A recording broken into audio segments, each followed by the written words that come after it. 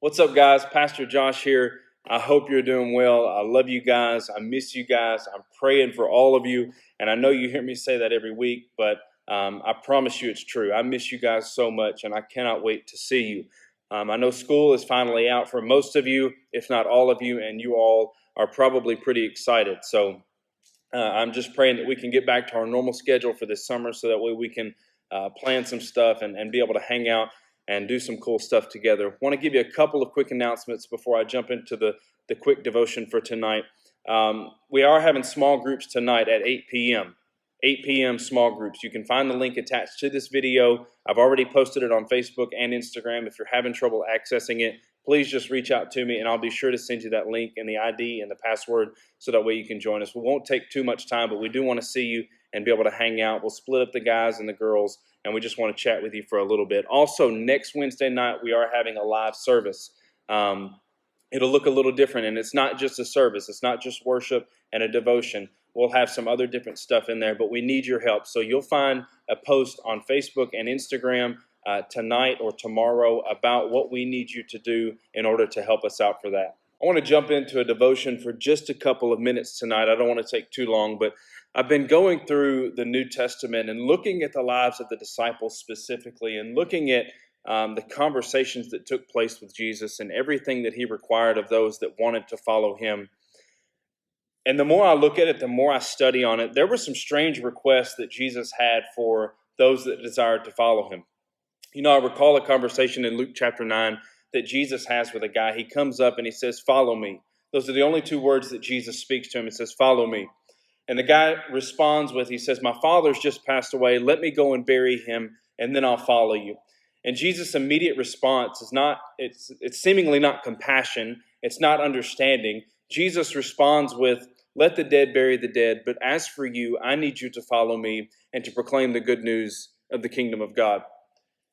And the more I look at it, the more I begin to realize that Jesus wasn't attempting to be difficult. He wasn't trying to be hard on his followers. He wasn't trying to be the difficult one when he wanted people to follow him. Jesus was simply looking for commitment. And when you think about this word commitment, what is the first thing that comes to your mind? What's the first thing that you think of when you think of commitment? Most of us probably think about a promise or something that we guarantee to people, because when you commit yourself to something, when you say that I am committing to something, you are dedicating yourself to whatever it is that you're committing to, whether it be a promise or to a person or to a certain date or to a certain event. You are committing yourself and dedicating yourself to that thing. But one thing that I've noticed in my time in ministry is that levels of commitment to God and in relationships with him don't always apply like they should. And what I mean by that in regards to whoever might be listening is when things are good, we're committed. We're on fire. When things are going great, we are ready to do whatever. We're showing up at church and we're worshiping and we're praying and we're in our word like we should. We're committed. But when things are down, our level of commitment seems to slip, and other things become priority, and other things tend to take a driver's seat in our relationship with God. So my question to you tonight that I want you to think about is, does your commitment level to God change when your circumstances change?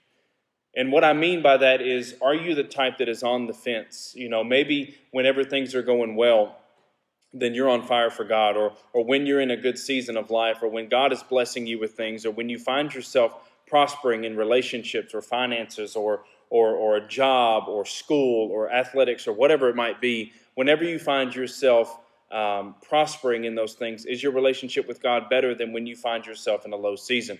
And that's what we have to think about is, does my commitment level change when my circumstances change? Because if that's the case, if we are only willing to say we're committed when our circumstances are good, or we're only willing to do certain things when the circumstances are in our favor or are treating us just right, when the things are going our way, then we were never really committed at all. We were just along for the ride and hoping that God would bless us along the way. And so somewhere along the line, we have to understand what the term commitment means. It is a total dedication, totally selling ourselves out in order to live for the greater good of what Jesus came to die for. And there was a gentleman by the name of Ravi Zacharias. Many of you are probably familiar with who he is. He's just recently passed in the last couple of days and went home to be with the Lord. But he was one of the greatest Christian apologists and defenders of the faith that I have ever heard. in my lifetime. And he had this quote that I thought just sat so perfect with this idea of commitment in our relationship with God. And he said this, he said, I think the reason that we sometimes have the false sense that God is so far away is because that is where we have put him. We have kept him at a distance, and then when we are in need and call on him in prayer, we wonder where he is, but he is exactly where we've left him. And I think that we're all guilty of this. You know, we commit our lives to him, and we say that we're committed, but then we allow our circumstances to dictate how we feel about our relationship with God. And somewhere along the way, we tend to lose a little bit of contact, and we slide in our commitment to him. But we have to understand that commitment means total dedication. And I want to just encourage every single person that's listening to this is when you commit to something, and especially when you commit to your relationship with God, that means that you are totally selling out to everything else not selling out to anything else that is outside of your relationship with God, and that you are totally dedicating your life and everything in it to him. And I'll be honest, I'll be totally transparent with you. Sometimes it's easy to let our commitment to God slip. There, I said it. Sometimes it's easy to let our commitment to God slip when things aren't necessarily going the way we think they should, or they're not going exactly how we pictured it to happen. And so sometimes it is. It's easy to let a commitment to God slip, and where we become more relaxed on things that God is requiring of us. But I want to remind you of something tonight, something that I felt God speak to me. When you commit your life to Jesus, you aren't just committing to him. When you commit your life to Jesus, he's committing to you.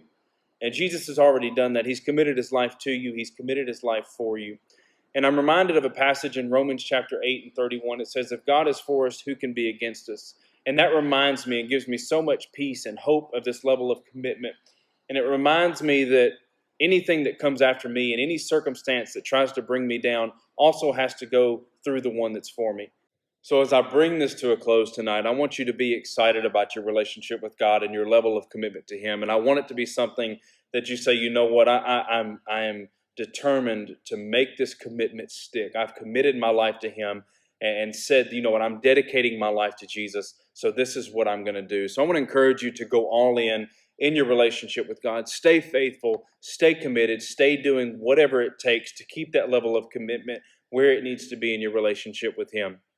Reminder tonight, 8 p.m., small groups. We'll split up guys, girls. You'll find the link attached to this video. I can't wait to see you guys. We won't take up too much of your time.